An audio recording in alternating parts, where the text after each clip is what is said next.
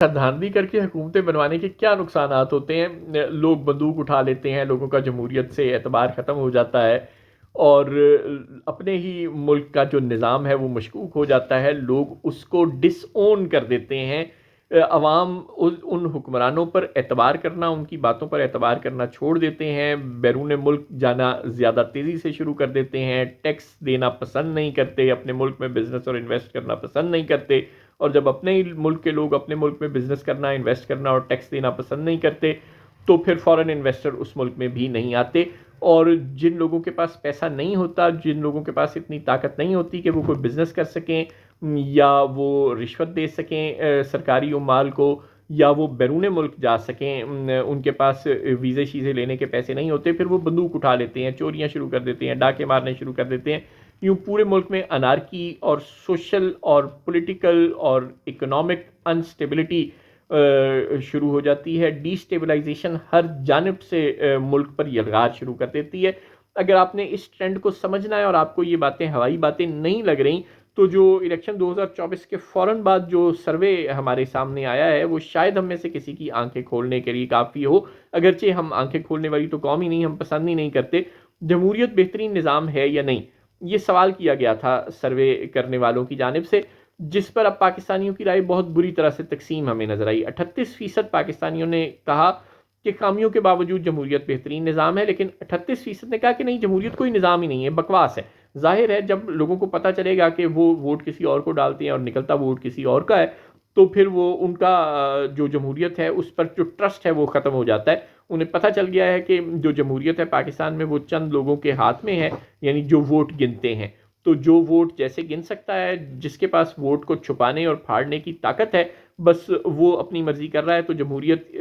یہاں پہ ہے ہی نہیں، یعنی لوگوں کو آزادی ہی نہیں ہے اپنے حکمران منتخب کرنے کی۔ چنانچہ 38% پاکستانیوں نے مخالفت کی ہے، وہ کہتے ہیں کہ جمہوریت بہترین نظام نہیں ہے۔ لیکن پتے کی بات یہ ہے کہ 2005 میں 67% اور 2014 میں 73% لوگوں کا پاکستان میں جمہوریت پر اعتبار تھا سرویز میں، لیکن اس وقت صرف 38% لوگوں کا جمہوریت پر اعتبار ہے۔ یعنی آپ اندازہ لگائیں کہ 2005 میں 67% لوگ پرویز مشرف کے زمانے میں یہ کہہ رہے تھے کہ جمہوریت ایک اچھا نظام حکومت ہے، انہیں امید تھی کہ کل کو مشرف چلا جائے گا اور آمریت ختم ہو جائے گی، تو جب جمہوریت ہوگی، الیکشن ہوں گے، تو پھر انہیں اپنی مرضی کی حکومت بنانے کا موقع ملے گا۔ اس وقت 67% لوگوں کا جمہوریت پر ایمان تھا۔ 2014 میں جب آصف زرداری صاحب کی حکومت نئی ختم ہوئی تھی اور نواز شریف صاحب کی حکومت آئی تھی، اور ملک میں بجلی کا بحران ختم ہونے اور دہشت گردی کم ہونے کی کوئی امید پیدا ہوئی تھی، تو اس وقت 73% لوگوں کا اعتبار تھا جمہوریت پر۔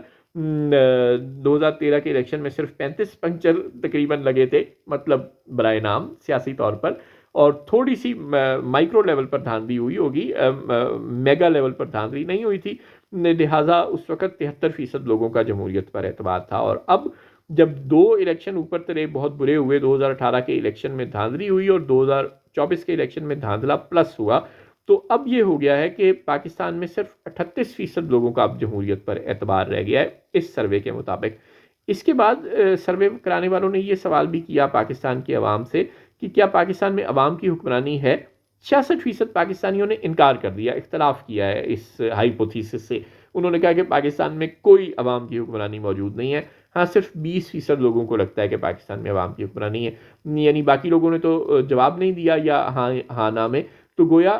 ان ٹوٹیلٹی اگر آپ دیکھیں تو 80% لوگ جو ہیں پاکستان کے، ان کو یہ لگتا ہے کہ پاکستان میں عوام کی حکمرانی نہیں ہے، اور ظاہر ہے بالکل ٹھیک لگتا ہے، لیکن اس کا الٹیمیٹ نتیجہ وہی ہوگا جو ہم اس گفتگو کے شروع میں آپ کے سامنے رکھ چکے، کہ ملک میں دہشت گردی، لاقانونیت، انتشار، پولیٹیکل اور اکنامک ڈی سٹیبلٹی اور برین ڈرین بڑھتا چلا جائے گا۔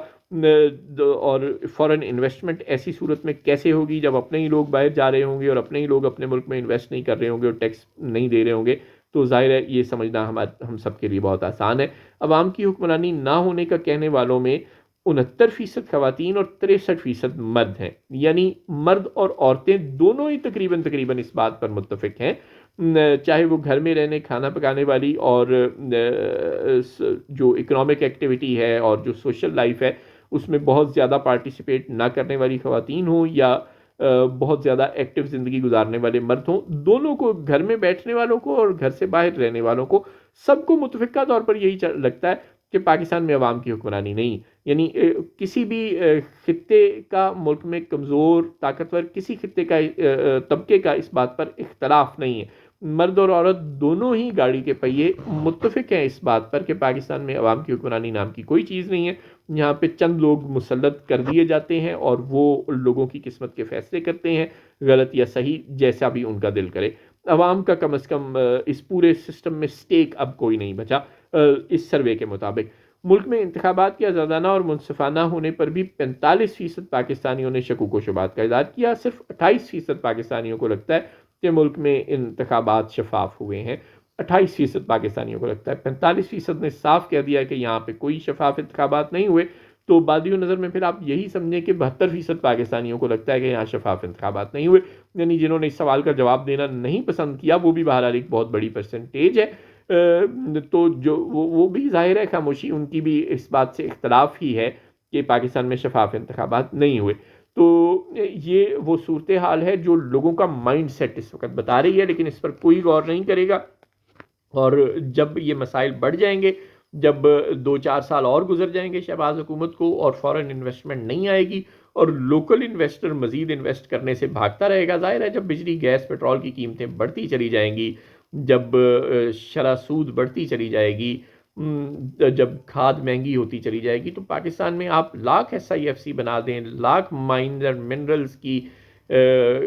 فورمز اور کارپوریشنز بنا دیں، مائنز اینڈ منرلز کے ادارے بنا دیں جن میں فوج کو شامل کر دیں، کارپوریٹ فارمنگ کے نام پر فوج کو آگے لے آئیں، یعنی آپ ہر معاملے میں فوج کو گھساتے چلے جائیں، آپ بزنس ہو، ٹریڈ ہو، فورن انویسٹمنٹ ہو، مائننگ اور منرلز کی تلاش ہو، یا ایگریکلچر ہو، یا ماہی گیری ہو، ہر معاملے میں آپ فوج کا رول لے کر آتے چلے جائیں، لیکن عوام انویسٹ کرنے پر تیار نہیں ہوں گے۔ عوام کا جب اپنے ملک کے معاشی نظام پر اور سیاسی نظام پر اعتبار اٹھ جائے گا، جب یہاں سے برین ڈرین شروع ہو جائے گا، تو پھر ملک میں فورن انویسٹمنٹ اور لوکل انویسٹمنٹ دونوں نہیں ہوگی اور اکنامک ایکٹیویٹی بوم نہیں پکڑے گی، جس کے نتیجے میں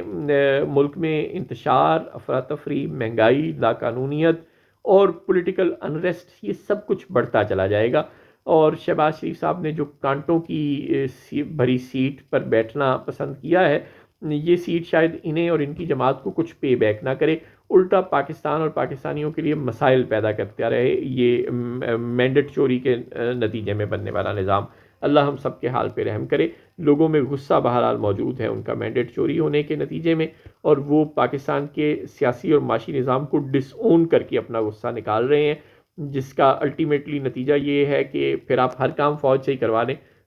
پبلک پارٹیسپیشن تو کم ہوتی چلی جا رہی ہے پاکستان کے سسٹم میں، کیونکہ لوگوں کو لگتا ہے کہ ان کا تو کوئی سٹیک ہی نہیں ہے، ان کی تو کوئی سے ہی نہیں ہے، ان کی تو بات مانی نہیں جاتی، ان پر لوگ مسلط کیے جاتے ہیں، ان پر پالیسیز مسلط کی جاتی ہیں، ان سے ناجائز ٹیکس لیے جاتے ہیں اور ان کو ناجائز مہنگائی کا سامنا کرنا پڑ رہا ہے۔